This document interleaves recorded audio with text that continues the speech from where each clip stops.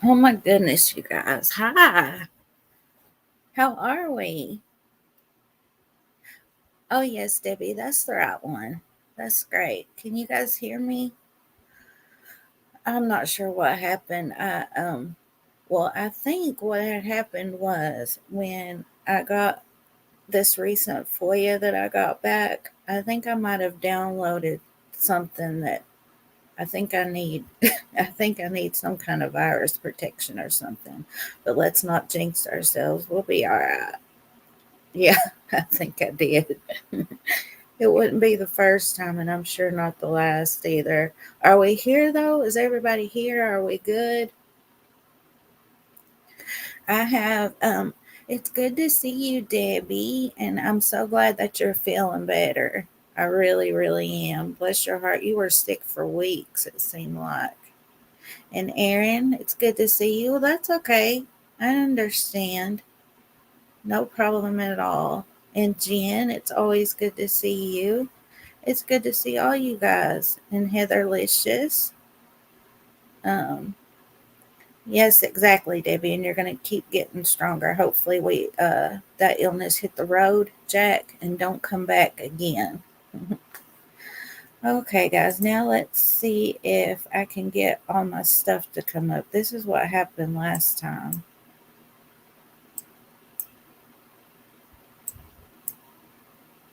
Okay, I think we can do it.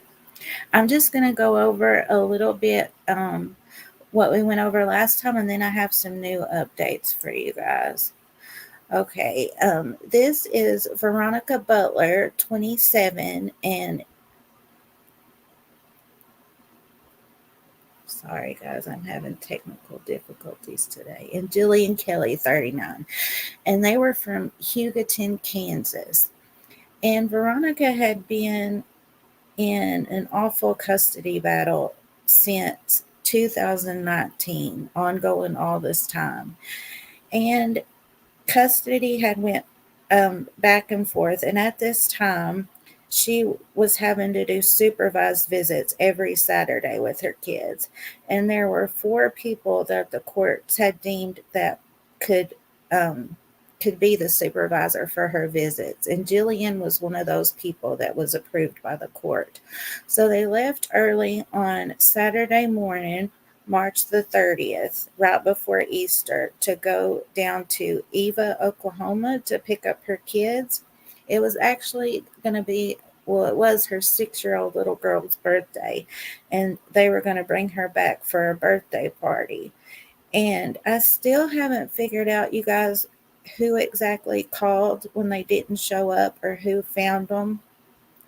But it was just a little bit after 10, and the police were already around the car. And on on that Wednesday, the police came out and said that they had found evidence in and around the vehicle that led them to believe it was foul play. And I do I have found out a little more about that, you guys, that I'm going to tell you at the end. But so they don't think that it was her. Oh, yeah, is that right? Okay, that's good. Because I was going to tell you guys that from, remember I told you guys about Rock Chalk and Carrie Moody? Those were the two YouTubers that were down there, and they said that they hadn't really seen a lot of searches going on. And so I heard some people say that it was maybe because that the OSBI, that they already had somebody in their sights and they kind of knew what happened, and they didn't think that where the car was found was the crime scene. But the FBI was called in. Laura Ingalls said, she is a correspondent for News Nation. She said on 410 that she verified with the FBI that they said they were providing resources to the Oklahoma State Bureau of Investigation. And then Fox said that they verified it on Friday that the FBI were coming in. Um, let me see here. I do have a video of what the FBI could possibly be doing to help out, and I thought we could watch that.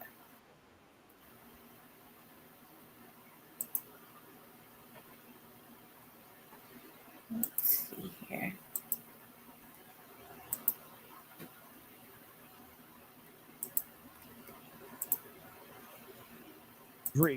He's a retired FBI special agent and head of the Counterintelligence Behavioral Analysis Program. Robin, good morning. You know, not only do I respect the fact that you're also a former Marine, but this is the area that you've been working in for years. The Oklahoma State Bureau of Investigations is leading this search. They've called in the FBI. However, they're not saying how the FBI will actually assist. What resources can the FBI actually provide in this situation? Yeah, Nick, there's a lot of resources out there that they can provide. First, I think they're really going to focus on hopefully cell phone analysis, because if one or both of the missing women were carrying their cell phones, there's going to be a tracking, tracing ability of where they were last on, where they last had access to the cell towers. And so that's going to tell us a lot. It also might tell us as to why, and give us hints and clues as why there's no search going on where the vehicle was found, because that's probably not where the women went missing, according to what those. That's what I was alluding to earlier, you guys. He says that, and remember we were talking about they were supposed to go to this abandoned gas station called Four Corners. That's what it said in the court paperwork, that they were supposed to meet. They are releasing her ex's name, Veronica's ex's name, and his name's Wrangler Rickman. And the kids were with his mother, right? Because he is on March 22nd, he was released from jail and he was supposed to go straight to the rehab. And I have heard several places that confirmed with sources that he was at the rehab in Oklahoma City. So the kids were with Wrangler's mom, and the mom was supposed to meet Veronica and Jillian at this abandoned gas station called Four Corners. And it was about 3 miles from where their car was found. So I've always been wondering if they made it there and then, something happened and their car was brought back or what. But this is what it seems like he's thinking too, that the crime didn't happen at where their car was found. Cell phone analysis is saying, and also other digital analysis. They're going to be possibly bringing in a profiling unit, because unfortunately, anytime you have a contentious custody battle, we got a lot of data on this. These things can go south and sideways pretty rapidly when you have a lot of contention involved. And so they're probably going to be involving them as well. And this is something that investigators are familiar with, that the type of case that they're actually looking into. Now, Veronicabutler and Jiliankelley went missing on March 30th, 12 days. Why are authorities asking for the FBI's help now? I was thinking about that a lot. Okay, guys, I also wanted to tell you that 10 days before they went missing, I found out that Veronica had filed for full custody for her children 10 days before she went missing. And it has been verified that the next court date was supposed to be 4/17. So Wrangler's mom and Veronica were supposed to meet at the court. That was the next court to potentially decide who got custody of her two kids, who are 6 and 8 years old. So keep that in the back of your mind. Also, that could play a big part here. There's a lot of reasons why that could have happened. Also, could be they were involved earlier on, but they just released that information now as well. When we don't have the exact data from the releasing authority, we don't know exactly when they were brought in. They might have been brought in earlier, like I said, but also, they might have extended their resources to their limit. So now they're going to ask for more resources. Because another thing that the FBI can bring in, as well as other agencies, is personnel, to conduct a vast amount of interviews that are going to be conducted as well. So I think once they reach the extent of what they could do locally and statewide is when they bring in the federalists. Robin, more often than not, when we have a case like this, people often lob criticism at law enforcement. But authorities have faced criticism for not conducting a grid search now almost 2 weeks into the investigation. Is there a reason that has not happened? The only thing I can think of is that they have some sort of information from either what was found in the car or other investigative leads that they had that indicated that there's no reason to do the search around where the vehicle was found. From what I saw and read, it looks like it's from about 3 miles from where the destination was. My only thought process here was that the women, they had some sort of leads or evidence saying that the women did not go missing where the vehicle was left and found. Robin? See, that's what I was thinking too, you guys. Very possible. And Drake, once again, I want to thank you for joining us this morning. My pleasure, Nick.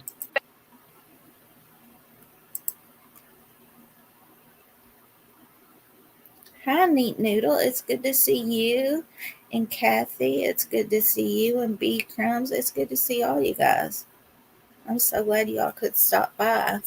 I also wanted to share, you guys know that a lot of the times when YouTubers go to these places, I don't think that they have the best interest of the victims in mind. We have seen that. I'm not saying that all YouTubers are like this, but we have seen it a lot, you guys, you have to admit. But in this situation, Carrie Moody, their channels are Carrie Moody and Rock Chalk. I have their channels in my description so you guys can go back and watch them for yourself. These ladies, and they won't accept money, you guys.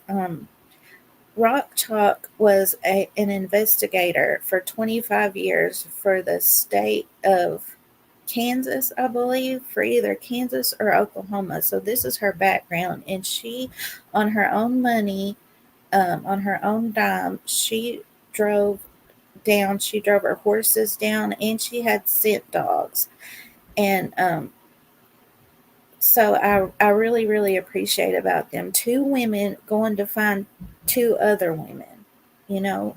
And Rock Chalk, that was Rock Chalk. And then Carrie Moody, they have the Facebook page. I also have that in my description, you guys, if you guys want to go check them out. I just can't say enough about these two ladies. They're out there on their hands and knees searching, talking to locals, and they've been followed and things like that. And I know that other search groups have said that too, and I'm not saying that they weren't, but even the News Nation correspondents have been followed in this area. Wrangler's mom is said to have a lot of influence in this area. So they need to be very, very careful. And they actually, you guys, I can't get to, I'll have to show you guys in a minute something else that I found in the paperwork. But let's watch this video that I found of Carrie and Rock Chalk.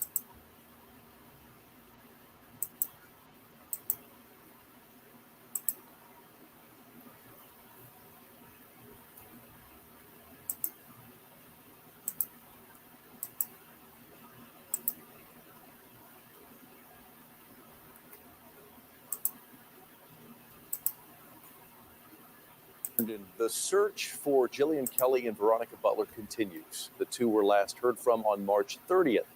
Julia Thatcher and Peyton Steiner have been talking to people who have come to the area to help search for the missing mothers. Julia. We are in Boise City, Oklahoma now. Our search today, questioning people about the investigation, what's going on, getting a pulse in the community has brought us to several towns between Kansas and Oklahoma. And there are two themes that have really stuck out today from people we've talked to. First, everyone we've spoken to is familiar with the investigation and familiar with the search for Jillian and Veronica. The two themes, everyone seems to want more answers from law enforcement, any type of details they can release. What's the state of the investigation? They're desperate for those answers.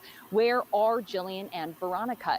The second theme is that the search is so difficult because the ground to cover is so spread out. Again, we mentioned we've been between Oklahoma and Kansas. And what you're looking at right B Crumbs, yes, I do have their links in my description, but I also found them and drop them for you in just a second. now is a search that happened earlier today.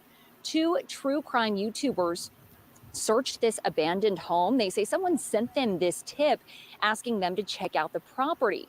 Those YouTubers say there are a lot of questions from people asking why more isn't being released.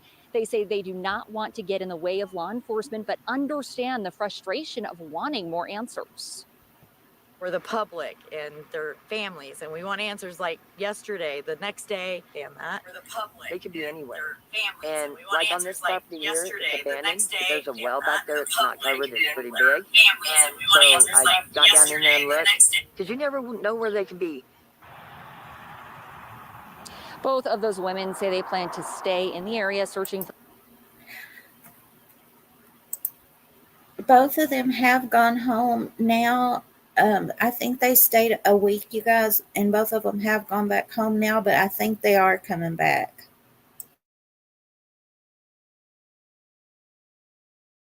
For Jillian and Veronica for as long as they can afford. I reached out to Oklahoma State Bureau of Investigation earlier today to see if they would be available for an on-camera interview. Again, I was told they are not available for an on-camera interview, and they would let me know when more details can be released. And I did run into an Oklahoma State Bureau of Investigation agent at the gas station. That's the first time I've seen the agency's presence in this area. And we'll remind you, originally Oklahoma County deputies found that car, were the first on scene, and contacted OSBI, so they are now handling that investigation. So it wouldn't be uncommon to see them in this area. But again, that's the first time that I've seen agents here investigating, and the first time I really just ran into them kind of by accident. So again, this investigation is spanning across several towns and communities. We're about 40 minutes away from where Jillian and Veronica's car was found, and we're out here because it was a better cell signal to be able to bring you this live shot. That's how desolate it is out there, you guys. They had to go 40 minutes away to get good cell service. It's so desolate out there. I'll show you guys those photos again in just a minute.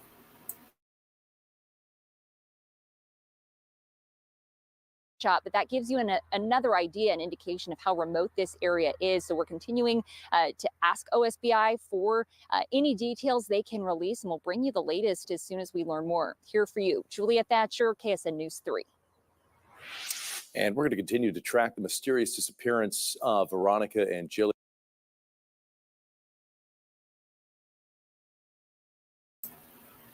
Guys, I'll actually show you that now. There was Laura Ingle. She's on X, and she actually showed us a better view of the gas station, and I just have to show you guys this. It's crazy. Well, it's not crazy. It doesn't look like my hauler. I'll say that. It is. Hang on just 1 second.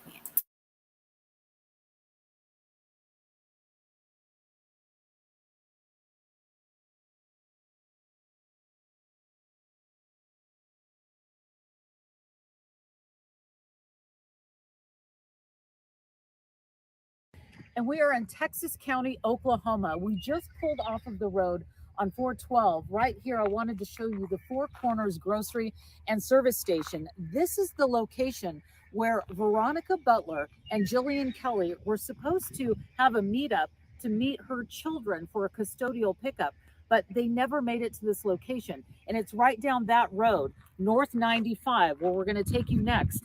And that is where her vehicle was found abandoned on March 30th. And we are. Did it look like what you guys were thinking? If you'll go to Rock Chalk's channel, they've done hours showing you guys this area, and I think you would really get a lot out of it. You see, I will share Laura Ingle Twitter with you guys too. Guys, I've got my on my YouTube channel, I have my chat popped out, and it's not letting me type in there again. It says subscribers only mode. Guys, I think I'm totally allergic to technology, for real, but we'll make it. Okay, let me see what else I got for you guys. Oh, Carrie Moody, that was the other channel. She did a really good interview with Ashley Benfield. I'll show you guys that too. Are you guys doing okay? I'm having to switch back and forth. Okay.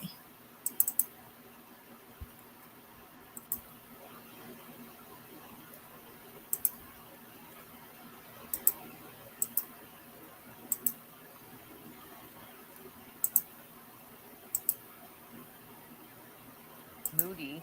She's a true crime YouTuber who's in Oklahoma to help with the search. So, Carrie, thank you for being on.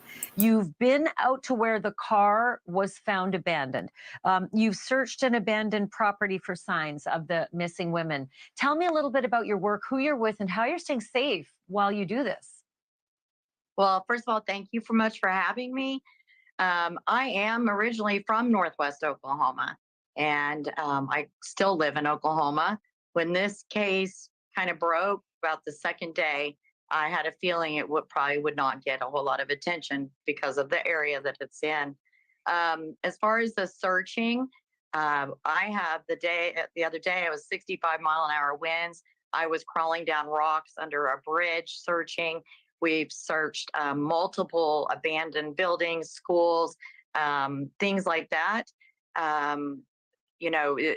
There's just a wide, vast amount of land. Obviously, most all of it is private. So, you have to be very careful to have permission. Yes, I think that they said that the locals were really, really kind to them. And I think they said anywhere they asked, they were allowed to go. So that's great. They all want answers. To go onto any of those properties. People are very leery, and their land is their livelihood. So, they definitely Have you seen protect authorities? You're out there doing this. Like, you're out there doing this. Have you seen any authorities doing the same thing at any point in your efforts? I have not seen any authorities doing any searching. I have seen, there has been some law enforcement presence that normally is not in the area. My understanding is that the local law enforcement sheriffs, the local law enforcement police officers, they have not been told anything at all. This is strictly an OSBI that is handling this, and of course now the FBI is involved, thankfully. Yes, I was going to tell you guys, I couldn't remember when this video was, but yes, now it's the OSBI and the FBI now, so that's good. But no, as far as Carrie, searching, can I ask you, the fact that you're local, this helps, right? Because, our Laura Ingle has been down there for the better part of a week. She's been followed by a mysterious black truck. She was, had the bejesus scared out of her about that. And a lot of locals have been tight-lipped not because they don't know anything, but because they're scared. They say they're scared of the people involved in this family, and that they literally said the words, "I don't want to be next." Do you have any sort of anything to add to that, given that you are also talking? See, I told you guys that family has people really, really scared. To community members, and you're from those parts? Absolutely. Yes. They are scared. A lot of people this is a very, very tight-knit, small community. Everybody does business with each other. They work together. Their kids are in school together. A lot of people have had run-ins with, the family, the custody battle, the issue. A lot of, people here have had, and this has been going on for a long time. And it seems to me that, they've gotten away with a whole lot. And yes, it's been going on for a very long time. Veronica and Wrangler actually separated December of 2018. So the custody issue has been going on since early 2019. And, my understanding from speaking to the locals is that, there's that right to know your accuser. And if they speak out, or if they, file report or things like that, if the situation isn't handled, they very well could be a target of, whoever that, targeted Veronica and Jillian. So yes, they are afraid to speak out. Carrie Moody, thanks. I appreciate your contributions. Thank you for watching. Go to newsnationnow.com. I just love those two, Carrie and Rock Chalk. I feel like that if I could, hey 71, it's good to see you. I feel like if I wasn't paraplegic, I feel like I could go and help them, that I would do that. I absolutely would. I would do anything I could. And guys, actually, I want to show you guys something that I found earlier. You know, I always like to speak about the victims. You know, this is one incident in their lives, but they live a whole life before this. And I wanted to tell you guys, Veronica, I think it was October of last year, she bought her own business. It's so cute. It's Sunflower Nutrition. It's like a smoothie shop, and I wanted to show you guys that.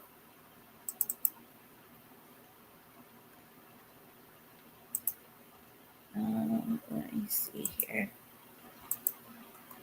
So she's doing really good in her life. You know, she is doing great. And she was wanting to go back to get full custody now because she owned her own business. She was settled down.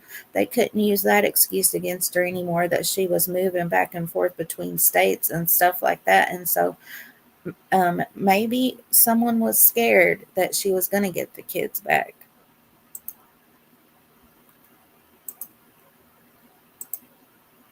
This is it, you guys. And I found I think this is Veronica here. I wanted to show you guys this video. I'm pretty sure because she has the same tattoo. Good morning, everybody. It is Thankful Thursday, so we're going to do our drawing to see who won.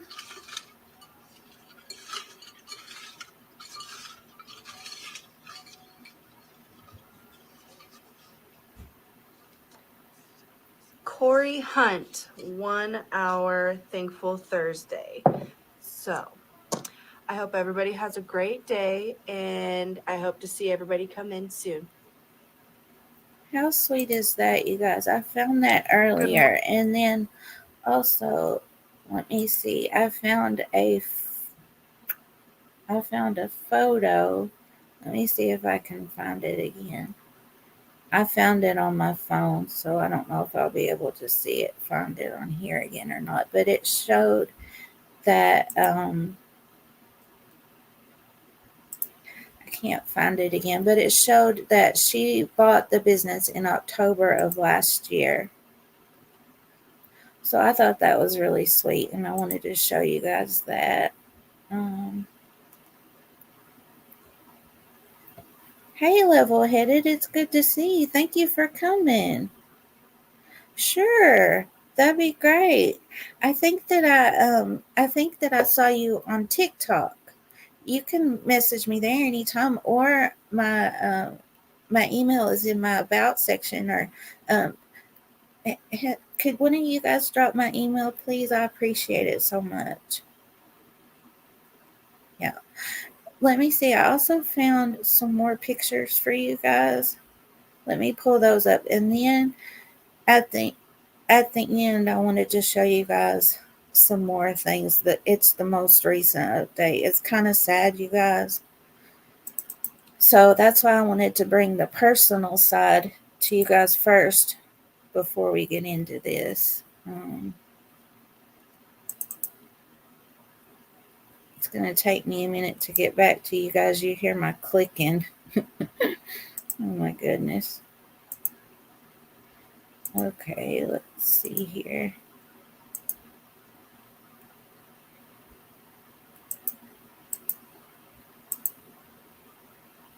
This is her business, you guys. Sunflower Nutrition. Isn't it so cute?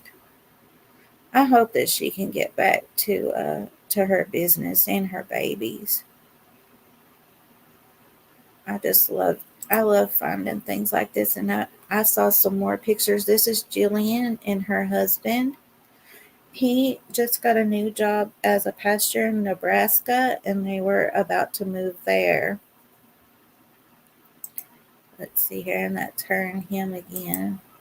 Oh, here it is, you guys. October 31st, they were announcing that Veronica had bought it. Yeah. This is them.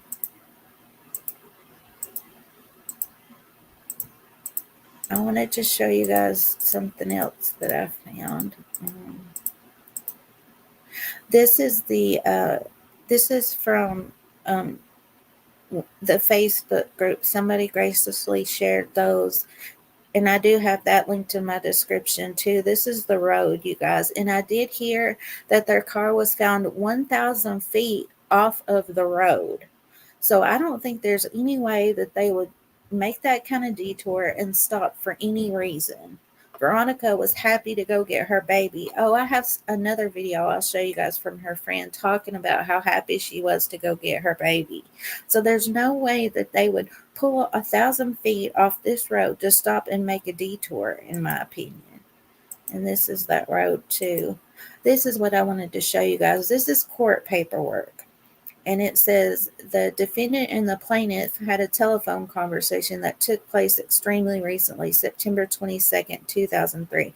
So the defendant and the plaintiff are Wrangler and Veronica. And it says where the plaintiff admits that he never disapproved of any of the supervisors that the defendant had chosen for her supervised visitations, and that it was his mother that would make that decision, and he felt compelled to listen to her. The plaintiff further stated that he had been threatened numerous times by his mother that she would kill him, shoot him in the head if he didn't do what she told him to do. Then he would send the plaintiff copied and pasted text directly from his mother as if it were him. The plaintiff believes his mother had cops in her pocket. Most importantly, the plaintiff admitted that he believes that his mother coaches and had coached the subject minor children before dropping them off with their current counselor.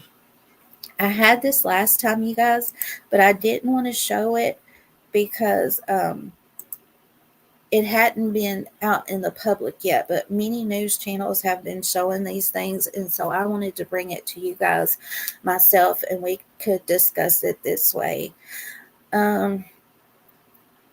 Okay, I wanted to show you one more interview with a friend, and then we'll get to the sad part, the updates, you guys.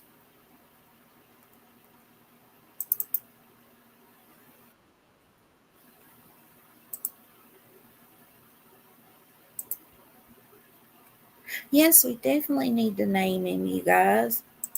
Wasn't Foxy so sweet? I have to tell you guys again, he tried to get me this little white poodle dog, but we couldn't get it to work, so he got me that pit bull. He says that's Mo's feisty side. Oh.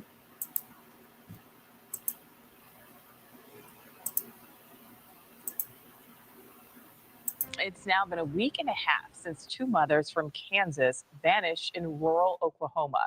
Veronicabutler and Jiliankelley disappeared Easter weekend while traveling to see Butler's children.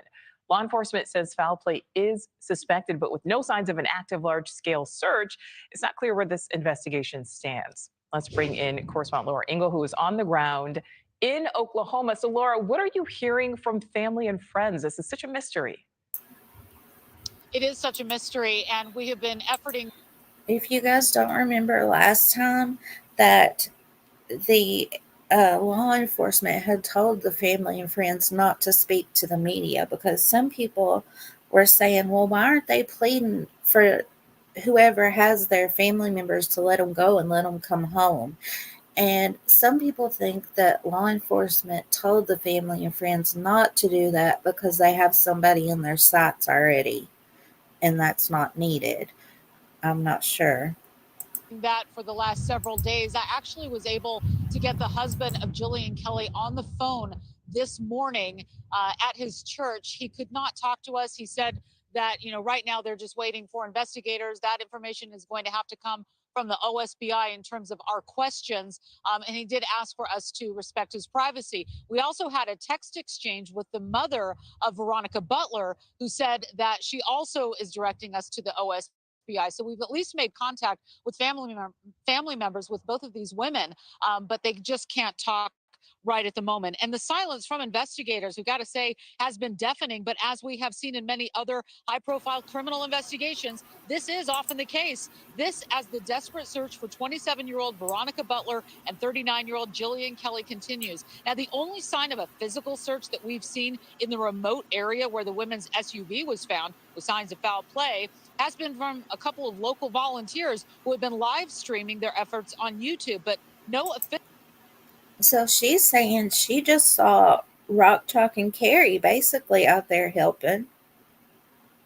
Initial searches that we have seen, Butler and Kelly were on their way to an abandoned gas station in a very remote location, which was the halfway point between Butler's home in Kansas and her children's grandmother's home in Oklahoma. They were set to meet up for a child custodial pickup, but never made it to their destination, as we know.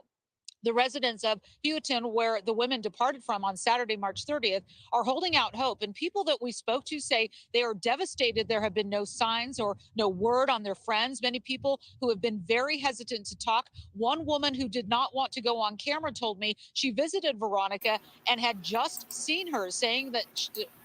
Listen to this, you guys. This is what I always think about the victims. You guys know that that's the forefront of my mind, the victims. But when you hear things like this really makes it real.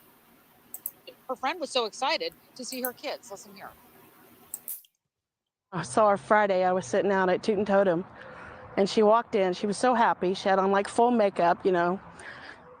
She said, "I'm going to Liberal." And I said, "What are you going to do?" She goes, "We're going on the boat with the kids." She says, "And I'm not coming back to Houghton until Tuesday." So we reached out once again to the OSBI today for comment. They could only offer this statement. This is what we got today. The OSBI, along with other agencies, are continuing our search and are hopeful to find both women alive. Anyone with additional information can contact the OSBI at tips@osbi.ok.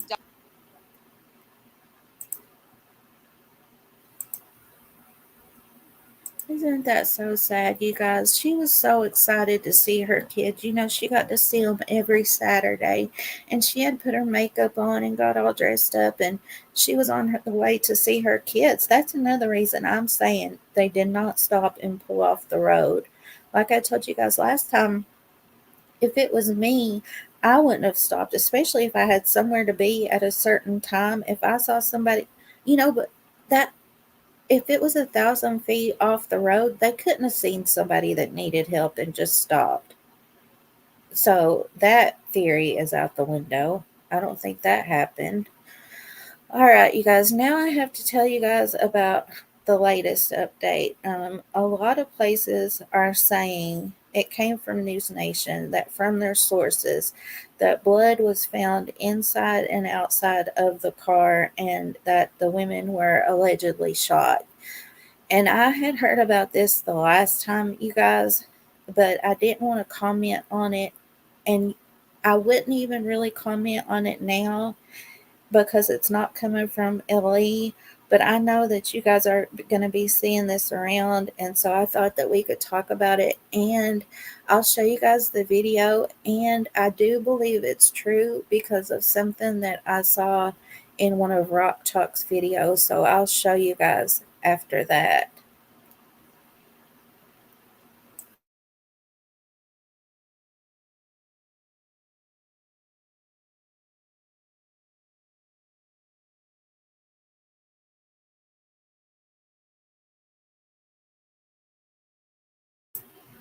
Yes, Heather, News Nation is confirming, and the Daily Mail has spoken about it, which we know how the Daily Mail is, but Fox has spoken about it. I think all of the news channels are saying that from a source that blood was found inside and outside of the car, and the women were allegedly shot. And I did see something in Rock Chalk's video that leads me to believe this is true. And I'll show you guys after we watch this video.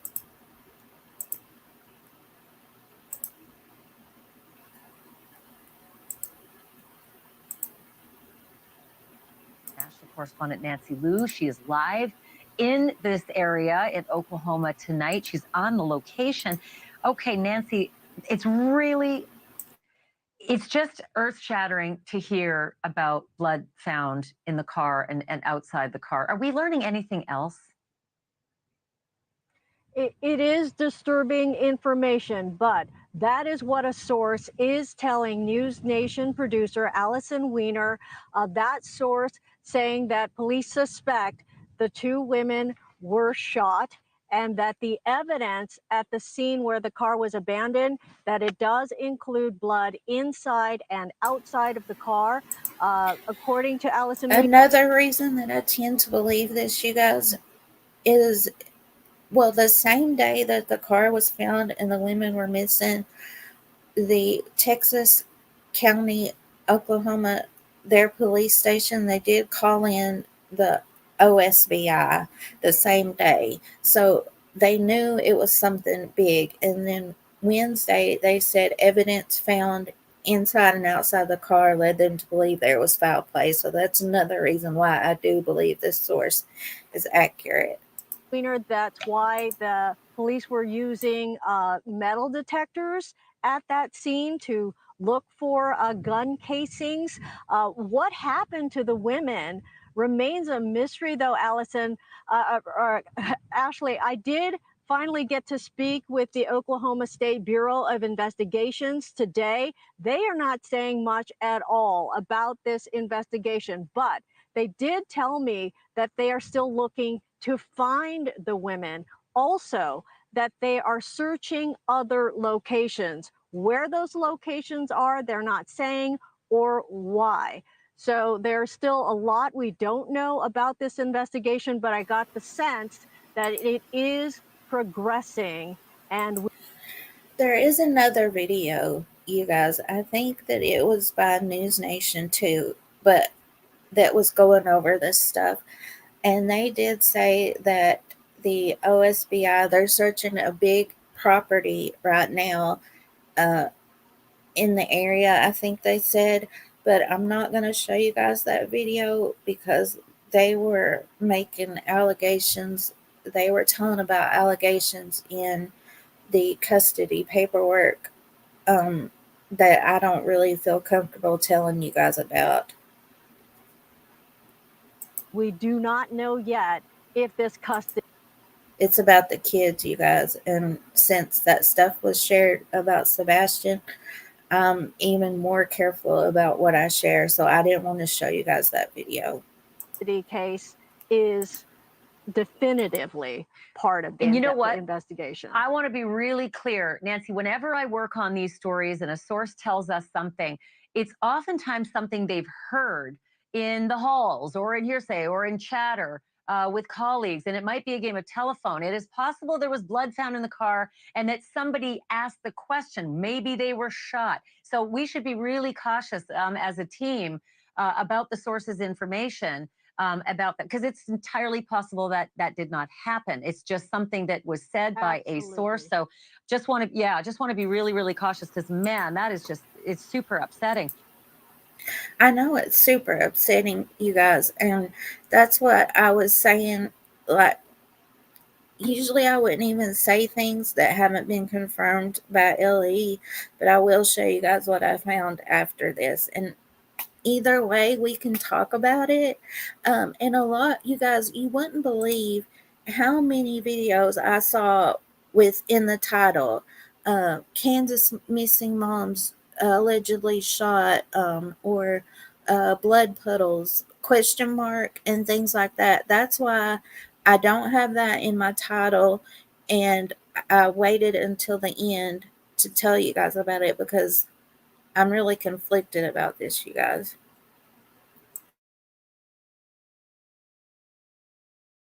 And I also want to ask you about Wrangler Rickman, the dad in this case, who went to prison and then ended up in rehab. By all accounts, it seems like he's been in rehab, so he's got a pretty solid alibi here. But he got married. Yeah. Who knew? He got married last year. That new wife is already estranged, and there's a story to her as well. What is she saying about everything that's going on? Yeah. We learned that Wrangler Rickman got married in July.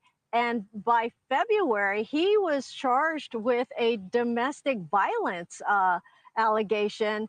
And by February, we know that his new wife left Oklahoma. She indicated on social media that she left Oklahoma for safety reasons. And she also indicated that there was domestic abuse as the reason that she left Rickman.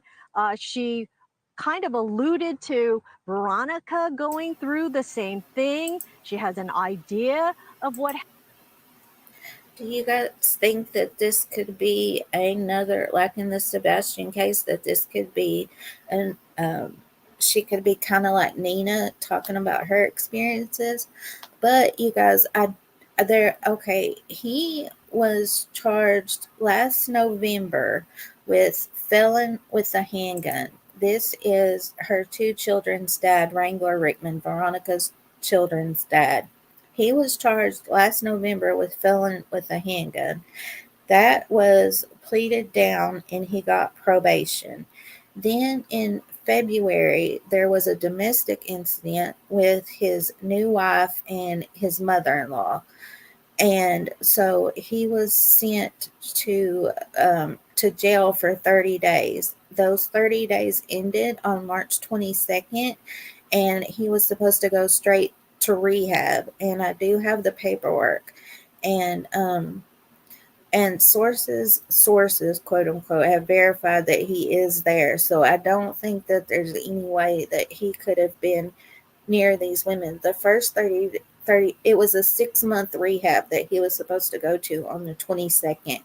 And for the first 30 days, I don't think he's supposed to leave or have contact with anybody. So I really don't think that there's any way that he could have had part in this, well, physically.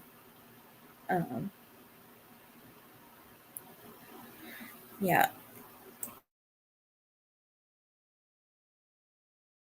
Happened with Veronica. She didn't want to speculate online, but we do know through her social media posts that she's been talking with law enforcement. So law enforcement not telling us who they're talking to, but she is among the people who have talked to OSBI. And according to her, she's told them everything she knows. Well, I really wonder, what she knows, being an estranged wife of Wrangler Rickman, who at this point we think, is again solid alibi if he was in jail or rehab. That doesn't necessarily point to him. But there's been so much talk about people who fear grandma, and that court document Yeah, 71. He was well, Veronica is 27, and I heard that he's a little bit younger than her. And they have a 6 and an 8-year-old children, so they're really young parents, which could be a good thing, or they have their issues just like any other parent. That doesn't necessarily point to him. But there's been so much talk about people who fear grandma, and that court document I read gave me the willies, and I'm just going to reread it real quickly. Wrangler said this in a court document, stated that he'd been threatened numerous times by his mother, that she would kill him, shoot him in the head if he didn't do what she told him to do. Is it expected that this estranged wife has a lot more color and detail? And I'll tell you guys what I've heard. There's a whole bunch of court paperwork on the website, but a lot of the paperwork has been sealed. And another news station that I was watching, they were trying to get the sealed papers, and they said no. And they asked who asked them to be sealed, and they said they couldn't tell that either. But I've heard from people that have seen the paperwork that allegedly the grandmother, here's the paperwork that I showed you guys earlier, where Wrangler is saying that she threatened to shoot him in the head. And then also she allegedly told the judge that bodies would fall if she didn't get her grandchildren. And allegedly the judge, since all this has happened, has had bodyguards 24/7. Somebody said they even saw her at a function for one of her kids, and she had bodyguards and things like that. So this is very serious. And can fill in some blanks about grandma? She didn't want to elaborate on social media. She mentioned how the families are reading everything on social media, but a lot is being said about grandma. Now, where the two kids are, we don't know, because grandma had custody because Wrangler was incarcerated and now he's in rehab. And Veronica doesn't have custody, and she's missing. So OSBI has only said that the kids are safe, but we don't know where they are. You know, it's just distressing as all get out. You know, this is when public records are pretty helpful and secrecy is not, given the fact that there are two little innocent kids who could be in danger, whoever it is they are with in the midst of this awful, awful story. Nancy Lou, great digging out there. Break into the show if you find out anything. Though, Thank you. Go ahead. Ashley, Yeah. we know that court hearing was coming up. On the custody hearing is April 17th. That's next Wednesday.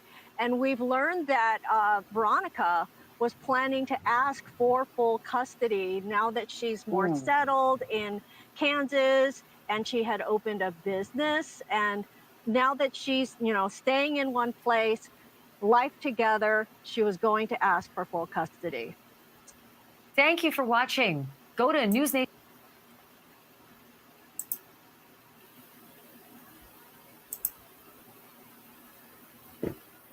Yeah, guys, that's a lot. That's a whole lot. And I just wanted us to be able to speak about it and see it together. Neat Noodle, yes, I know when they said we don't know where they are. It's really not our business. You're exactly right. The spokesperson for the OSBI, when the interviewer asked, so how many people are missing in Texas County, Oklahoma? And they said just 2.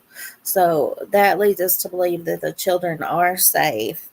So that's all that matters, that they're safe. Exactly. So I'll tell you guys, I wanted to show you guys a part of Rock Chalk's video. And I do have her linked in my description, which leads me to believe that this is true, because I saw this. Well, this video is from 4 days ago, and I think I saw it even before that.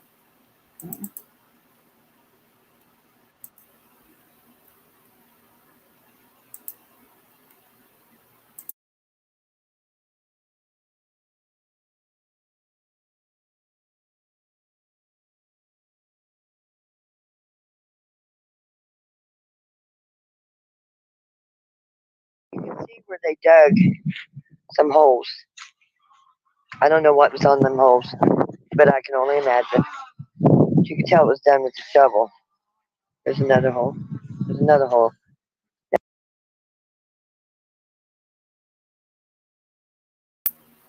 Rock Chalk and Carrie are out at the location of where the car was found. Hey, Melissa Jade, it's good to see you. It's good to see all of you. Thank you all so much for coming. Now somebody, oh, it's right here. It's really dried up a lot, but there was some red stuff here. Explain what this is. That's kitty litter. But it's called oil. No, he said it was kitty litter. He said it's the same stuff.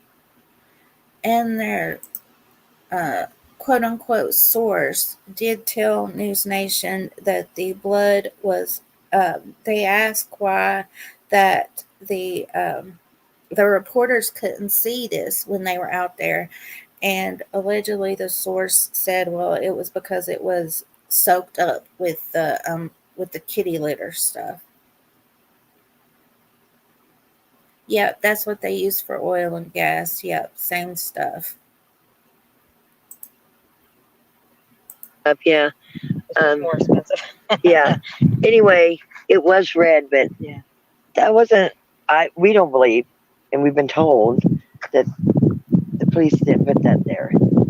This is where the car was, and you can see where they dug some holes. Okay. Anyway, the car was right here when the mom showed up, and this is something new. That's what I thought. So, and yesterday could have been just somebody driving through here. Yeah, it looks like somebody drove through here, because that wasn't like that the other day. Over here, there was a rancher in the area, and he was counting the head of cattle.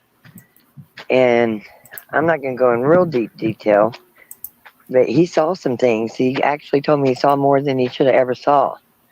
But according to him, While he was way out there, he saw a pickup truck pull in here. It was a Dodge with a silver. I know a lot of people was reporting it was a white truck with.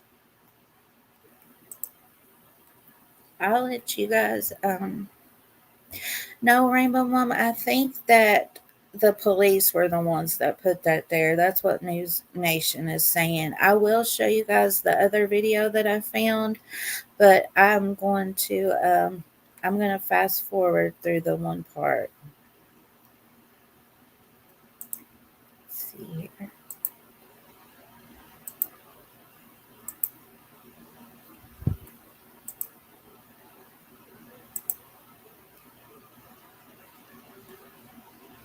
On a story we have been following since the very beginning. Tomorrow marks 14 days since two mothers went missing along a rural Oklahoma highway, gone without a trace. And tonight you'll hear new details only on News Nation about that bitter custody battle that most likely is at the center of this case. Veronicabutler and Jiliankelley were traveling to Oklahoma to pick up Butler's two small children. Their car was found off the State Highway 95 on March 30th, way down a dirt road, for a weird place for that car to stop. So nearly 2 weeks later, authorities in Oklahoma have not shared any updates for more than a week since revealing that investigators suspect foul. That leads me to believe, you guys, also that they haven't shared any updates. They've had two press conferences that we watched so far, remember? And they said that they suspected foul play, and they haven't had any updates. So I'm really thinking that they have their suspects in mind already, or they would be pleading for the public's help. Foul play. We do know the FBI is helping in the investigation, but here's some sobering stats. According to the FBI, about 70% of all reported missing persons are found and returned within 48 to 72 hours. It's now been 300 hours since Butler and Kelley were last seen. That kind of hits home, doesn't it, that it's been 300 hours. But you guys, that's why I also wanted to talk to you guys about this. Like, all of this is, you should have seen the headlines that I saw with blood found inside and outside a car, and just the most horrendous, like, I feel, I don't know, I don't feel good about it, like, but it's from a source, so it could be right and it could be wrong. I have the tip line scrolling across the bottom of my screen and the phone number, and my mods have been so graciously putting that in the chat. And so if anybody has any information, please reach out. All of this coming out, you guys, it's made me so sad, because what if the victim's family, what if they didn't know anything about this and they're just hearing it from the media? You know? It's really sad, and it just makes me really sad, you guys. I feel like, I always feel in all of these cases, like, we can't give up hope. We just can't.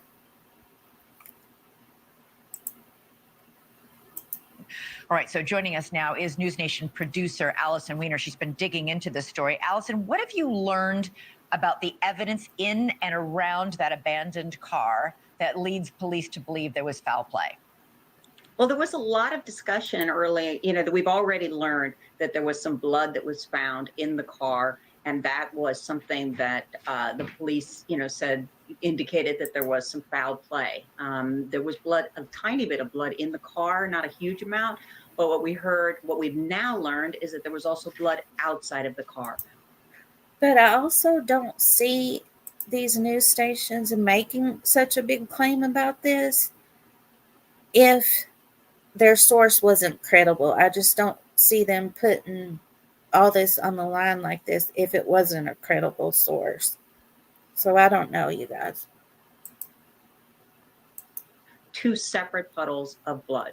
And the reason I was wondering, and I asked my source, or several sources, why the press wasn't able to see that, is that those, after the police were able to do initial investigation, those puddles were kind of dried up with dirt, and so they covered it up.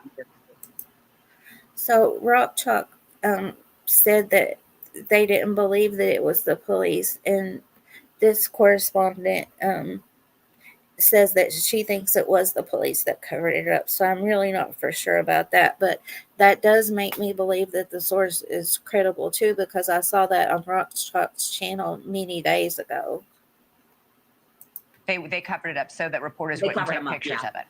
Okay, so Exactly. we've been talking about this custody battle between Veronica Butler and her and the father of the two children.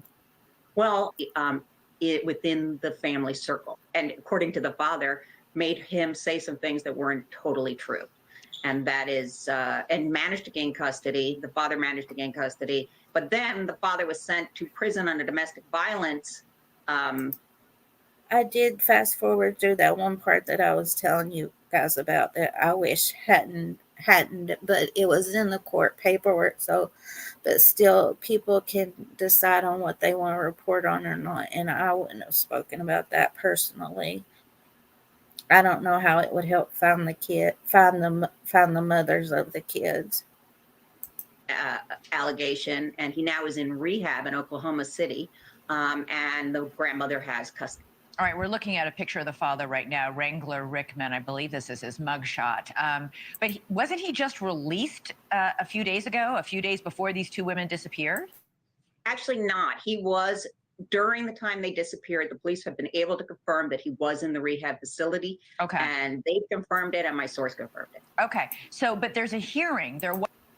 I agree, Heather. It's very important to have all the facts when we speak about these cases. And any live that I do, you guys, I even put thought into the thumbnails and things like that. I never want to be disrespectful. And if I am in any way, please call me out on it, you guys. I respect all of your opinions, so please do. Was a hearing scheduled this coming week on the whole custody issue. Veronica Butler was fighting to get her kids back. Yes. There was a custody hearing scheduled, and basically what happened is that Veronica and the grandmother would exchange custody at this abandoned gas station called Four Corners, and they'd done it many times before, and they were on their way to Four Corners to do the custody exchange. And I'm just curious, this custody exchange, do we know anything? Was it amicable? I can't imagine it was, if the grandmother had helped launch these sexual abuse allegations against the mother. That must have been a fraught situation between the two. It was a very fraught situation between the two, and the father has said that his own mother, the grandmother, like forced him to say certain things, and that she threatened to shoot him in the head if he didn't say it. And it's in court documents, that comment. And we at News Nation have obtained and been able to review those court documents. So we know that this is not the custody. We thought it was a custody dispute, but this is a volatile custody dispute with a lot of anger coming from both sides. This is what we found in the court documents, that the plaintiff further stated that he had been threatened numerous times by his mother. That's the grandmother who has custody of the children now. That she would kill him, shoot him in the head if he didn't do what she told him to do. So he did what she told him to do. And a lot of people there, a lot of people there are afraid of that family, Allison. We've found out from several reporters who've been down there on the scene. Yeah, I mean, reporting on custody issues or potential, I mean, it's difficult and dangerous work, but it's work that needs to be done because we need to try to help find these women. Thanks so much.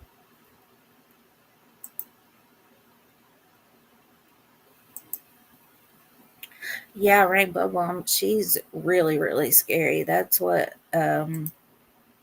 keeping a lot of the locals from speaking up about her.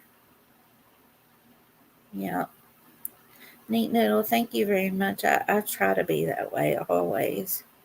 I thought long and hard before I even spoke about these new claims from the source. But like I said, it was all over, and I just wanted us to be able to speak about it together. Yeah. Let's see here. I think that's all I have, you guys. please remember to pray for these women, you guys. Like I said, just all the facts don't look good with those statistics, and with these new findings from the source, that doesn't look good. But there's always a chance, you guys. There's always a chance, and we need to do another good endings live, because I think that in this genre that we see so much bad endings, and I think the good endings lives that we do, I think that helps us all. It really helps me.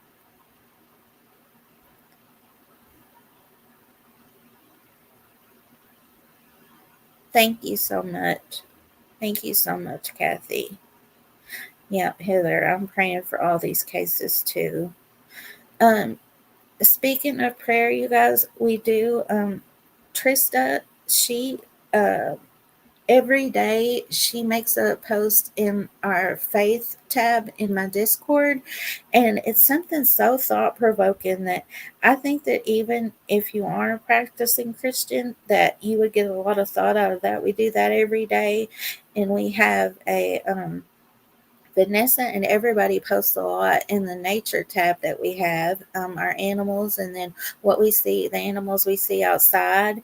And it's really a good place in there, you guys. There's not any fighting or talking bad about people or anything like that. If you would like to email me, we can get you in there, no problem.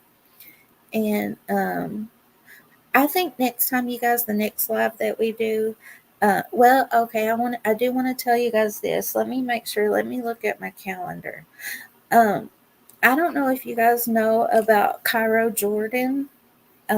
He was a little boy that was found April 16th, 2022 in a suitcase, deceased. And he's the reason that, well, you know, my friend Case that comes up here with me sometimes, True Crime Karen's, she has her own channel. And I was looking, it was National Missing Children's Day of 2022.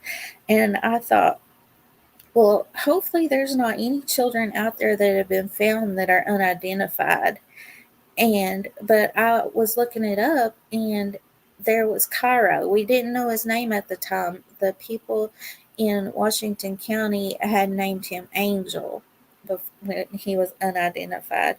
And so I had found that about him, and Case asked me to come up on her channel and speak about him.